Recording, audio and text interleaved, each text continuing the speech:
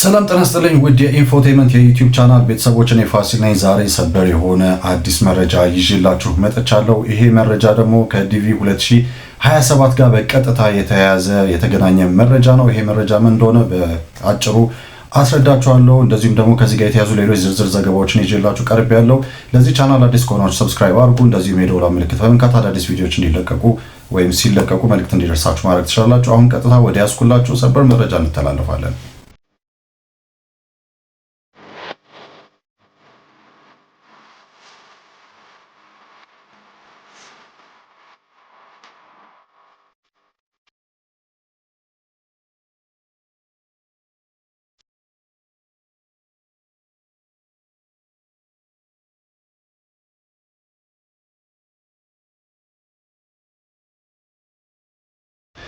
እሺ እንግዲህ ያስኩላችሁ በአጭሩ ዲቪ 2027 እንዲታገድ ተደርጓል።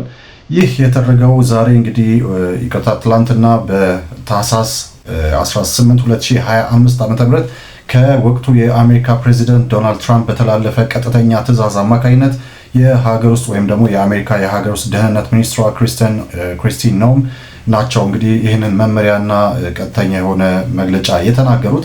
በመሆኑም ዲቪ 2027 ፕሮግራም እንዲታገድ ወይም እንዲቋረጥ ተወስኗል ማለት ነው። እንደምታውቁት ዲቪ 2027 እንግዲህ በጣም በተለየ መንገድ እና ባልተለመደ መንገድ እንዲዘገይ ተደርጓል። ይህ የተደረገበት ትልቁ ምክንያት ደግሞ በወቅቱ በተለይ ደግሞ ከተወሰኑ ወራት በፊት አሜሪካ ሙሉ ለሙሉ እንግዲህ የአሜሪካ መንግስት አጠቃላይ ወይም ደግሞ የአሜሪካ ሙሉ ለሙሉ ብዙ ነገራቸው እንዲቆም ተደርጎ ወይም ሎክዳውን ተደርጎ ነበረ። ከዚህ በተጨማሪ ደግሞ በተለይ በዚህ ዓመት ጀምሮ የተለያዩ አይነት አዳዲስ የሆኑ ገጽታዎች ይኖሩታል የተባለው የዲቪ 2027 $1 ክፍያን ጨምሮ ፓስፖርት እንዲኖር መደረጉ እንደዚሁም ደግሞ ሌሎች ከዚህ ጋር የተያያዙ ነገሮችን ጨምሮ እንዲዘገይ ተደርጎ እንደነበርና ይህ ደግሞ ያልተለመደ እንደነበር እናውቃለን። ብዙዎቻችሁም ደግሞ የተለያዩ አይነት ነገሮችን የተለያዩ አይነት አዳዲስ የሆኑ ነገሮችም ካሉ እያላችሁ በተለያዩ ሚዲያዎች ላይ የገባችሁ ጥያቄ እያቀረባችሁ ነበር።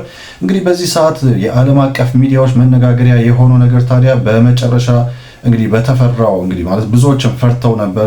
እንደዚሁም ደግሞ ዶናልድ ትራምፕ በየጊዜው አዳዲስ የሆኑ መመሪያዎችና ህጎችን እያወጡ ስለነበረ ዲቪ ይታገዳል ወይም ዲቪ እንዲቋረጥ ይደረጋል የሚል ስጋት የብዙዎች ነበረ። ይኸውም የተፈራው ሆኗል ማለት ነው። በአጭሩ ዲቪ 2027 ፕሮግራም ሙሉ ለሙሉ እንዲቋረጥ ተወስኗል። ታዲያ ለዚህ መቋረጥ ምክንያት የሆኑ ነገሮች ምንድን ናቸው? ከዚህም ጋር የተያዙ ደግሞ አንዳንድ ሁኔታዎችን እንመለከታለን ማለት ነው። አብራችሁ እንድትቆዩ ጋብዛችኋለሁ። እንግዲህ ዲቪ እንዲታገድ ምክንያት የሆነው ወይም ደግሞ በታህሳስ 18 ቀን 2025 ማለትም በትላንትናው ዕለት ይህ መመሪያ ከዶናልድ ትራምፕ በቀጥታ እንዲተላለፍ የተደረገውና በሀገር ውስጥ ደህንነት ሚኒስትሩ አማካኝነት የተነገረው ይህ መግለጫ መሰረት ያደረገው በብራውን ዩኒቨርሲቲ ላይ የተፈጸመ የሁለት ተማሪዎች ግድያ የተከተለ ጥቃት ነው። እንግዲህ አንድ የ48 ዓመት ፖርቹጋላዊ ነው ይህንን ጥቃት የፈጸመው። እነዚህን ሁለት ተማሪዎች ከመግደሉ በተጨማሪም በኤምአይቲ ፕሮፌሰር ላይ ጥቃት እንዳደረሰ እንግዲህ ተነግሯል። ይህ ፖርቹጋላዊ እንግዲህ የ48 ዓመት እድሜ ያለው ፖርቹጋላዊ ነው። እንግዲህ ይህንን ስለዚህ ግለሰብ ስንመለከት እንግዲህ ክላውዲዮ ኔቬስ ቫሌንቴ የሚባል ስም ያለው የ48 ዓመት የፖርቹጋል ዜጋ ነው። እንግዲህ እንደምናውቀው ስለዚህ ፖርቹጋላዊ ስንመለከት ወይም ደግሞ ወደ አሜሪካ የገባበትን ምክንያት ስንመለከት ደግሞ መጀመሪያ በ2000 ዓመተ ምህረት ወይም እንደ አውሮፓውያን አቆጣጠር ወደ አሜሪካ ገብቶ በብራውን ዩኒቨርሲቲ የፊዚክስ ትምህርቱን ተከታትሎ ነበር። ከዛ በኋላ በስቱደንት ቪዛ ነበር የዛ ጊዜ የገባው። ሆኖም ግን በ2001 ዓመተ ምህረት ወይም ደግሞ በ2001 እንደ አውሮፓውያን አቆጣጠር ትምህርቱን አቋርጦ ወደ ሀገሩ ተመለሰ። ከዛ በተጨማሪ እንግዲህ ቀጥሎ እንግዲህ ከተወሰኑ ዓመታት በኋላ በ2017 እንደ አውሮፓውያን አቆጣጠር የዲቪ ሎተሪ ደረሰው። የዲቪ እድለኛ ሆነ። ከዛ በህጋዊ መንገድ ወደ አሜሪካ በመግባት የግሪን ካርዱን አገኘ ማለት ነው። እንግዲህ አሁን በሰሞኑን እንግዲህ ይሄ ጥቃት ተፈጽሟል። እንግዲህ ፖሊስ ይህንንም ግለሰብ ሲያድን እንደቆየ ይታወቃል። ከዛም በኋላ ሐሙስ 18 ቀን 2025 አመሻሽ ላይ በኒው ሃምፕሻየር ግዛት ውስጥ ባለ ዕቃ ማከማቻ ክፍል ውስጥ ራሱን እንደገደለ መረጃ ተገኝቷል።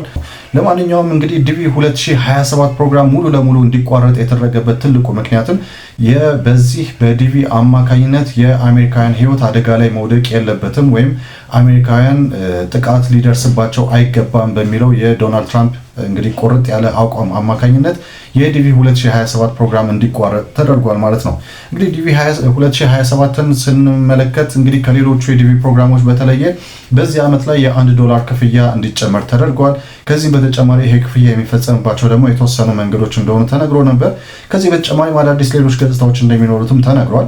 በዚህና በሌሎችም ምክንያቶች ዲቪ 2027 ባልተለመደ መልኩ እንግዲህ ሌላ ጊዜ እንደምናውቀው ጥቅምት ላይ ጀምሮ በህዳር መጀመሪያ ወይም በህዳር አጋማሽ ላይ የዲቪ መሙያ ቀን ይጠናቀቅ ነበረ። በዚህ ዓመት ግን ዲቪ ፕሮግራም ባልተለመደ መልኩ እንዲዘገይ ሆኗል ማለት ነው። እንግዲህ በተለያየ ጊዜያት የአሜሪካ የውጭ ጉዳይ ሚኒስትር ደግሞ የዲቪ 2027ን የመሙያ ቀን ወይም ደግሞ አፕላይ የማድረጊያ ቀን በግልጽ አሳውቃለሁ የሚሉ ተከታታይ የሆኑ መግለጫዎችን ያወጣ እንደነበር ይታወሳል። እንግዲህ ትላንትና በተሰማው እንግዲህ ያልተጠበቀ ዜና ደግሞ እና ብዙዎችም ደግሞ ስጋት ላይ ወድቀውበት እንደዚሁም ብዙዎች ሲያሳስባቸው የነበረው የዶናልድ ትራምፕ እንግዲህ አዳዲስ የሰሞኑ ህጎችን ተከትሎ ዲቪ 2027ም በተለይ ደግሞ ከዚህ ጥቃት በኋላ ሙሉ ለሙሉ እንዲሰረዝ ወይም እንዲታገድ ተደርጓል ማለት ነው።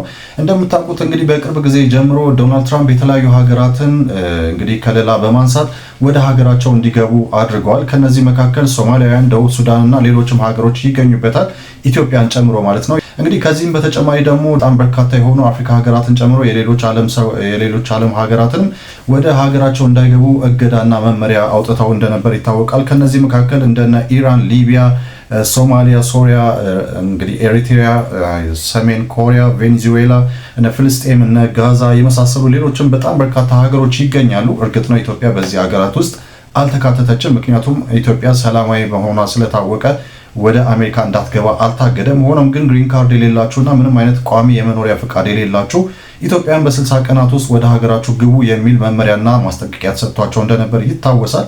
ስለዚህ ይህን ተከትሎ እንግዲህ አሁን ይህ ጥቃት ከተፈጸመ በኋላ ደግሞ አጠቃላይ የዲቪ ፕሮግራም መቅረት አለበት ወይም መታገድ አለበት የሚል መመሪያ ቀጥታ ከዶናልድ ትራምፕ ተሰምቷል ማለት ነው።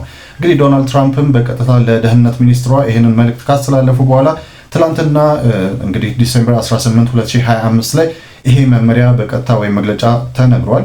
ስለዚህ ዲቪ 2027 ሙሉ ለሙሉ እንዲታገድ ተወስኗል ማለት ነው። እንግዲህ ከዲቪ ሎተሪ ጋር በተያያዘ ዲቪ ሎተሪ እንደነገርኳችሁ ከዚህ በፊትም በሰራሁት ቪዲዮ ላይ 1990 እንደ አውሮፓውያን አቆጣጠር ላይ ነው ዲቪ ፕሮግራም የተጀመረው። ስለዚህ ይሄ የዲቪ ፕሮግራምን በተመለከተ ደግሞ ወይም ደግሞ ዲቪ ከመጀመሩ በፊት የአንድ ሀገር ዜጎች ብቻ በፍልሰት ወደ አሜሪካ ይገቡ እንደነበርና ከዛ በኋላ ግን የተለያዩ አይነት ሀገር ዜጎች በቅይጥ ወደ አሜሪካ በመግባት ራሳቸውን እንዲኖሩ እንደዚሁም ደግሞ ሀገሪቷን የተለያዩ አይነት ነገሮች በማድረግ ለሀገሪቷ አስተዋጽኦ ማበርከት እንዲችሉ ተደርጎ የዲቪ ፕሮግራም በ1990 እንዲጀመር ተደርጓል። እንግዲህ ከዛ በኋላ የተለያዩ አይነት ፕሬዚዳንቶች የተለያዩ አይነት ውሳኔዎችን እየወሰኑ ዲቪ ፕሮግራም እስከዚህ እስካለንበት ዓመተ ምህረት ድረስ ቆይቷል ማለት ነው። እንግዲህ እንደምታውቁትና አሁንም ደግሞ እንደገለጽኩላችሁ ዲቪ 2027 ደግሞ ፕሮግራሙ እንዲቋረጥ ተደርጓል። እንግዲህ ብዙዎች የተለያዩ አይነት አስተያየቶችን በዚህ ረገድ እየሰጡ ይገኛሉ። አብዛኞቹ እየተናገሩ ያሉት ዲቪ ፕሮግራምን ዶናልድ ትራምፕ ምንም ማስቀረት አይችልም፣ ማስቆም አይችልም፣ ጊዜያዊ እገዳ ማድረግ ይችላል የሚል ነገር እየተናገሩ ያሉ አሉ። ከዚህ በተቃራኒ ደግሞ ዲቪ መቆም ያለበት ነገር ነው የሚሉም ደግሞ የተለያዩ አይነት አመለካከት ያላቸውም ሰዎች አሉ። ለማንኛውም ያስኩላችሁ ዛሬ ዜና ዲቪ 2027 ሙሉ ለሙሉ ታግዷል። ስለዚህ አዲሱ መረጃ ይሄ ነው። ስለዚህ እናንተም ዲቪ 2027 ለማመልከት እየጠበቃችሁ የነበራችሁ በሙሉ እንግዲህ ዲቪ 2027 መታገዱ እንግዲህ ላሳውቃችሁ እወዳለሁ። በሚቀጥሉት ደግሞ አዳዲስ የሆኑ ነገሮች ካሉ ማሳውቃችሁ ይሆናል ማለት ነው። ለዚህ ቻናል አዲስ ከሆናችሁ ሰብስክራይብ ማድረጋችሁን አትርሱ። እንደዚሁም የደወል ምልክት በመንካት አዳዲስ ቪዲዮ ሲለቀቁ እንዲደርሷችሁ ማድረግ ትችላላችሁ። በእኔ በኩል በዚሁ አበቃኝ። በሌላ ቪዲዮ ተመልሰን እስከምንገናኝ መልካም ጊዜ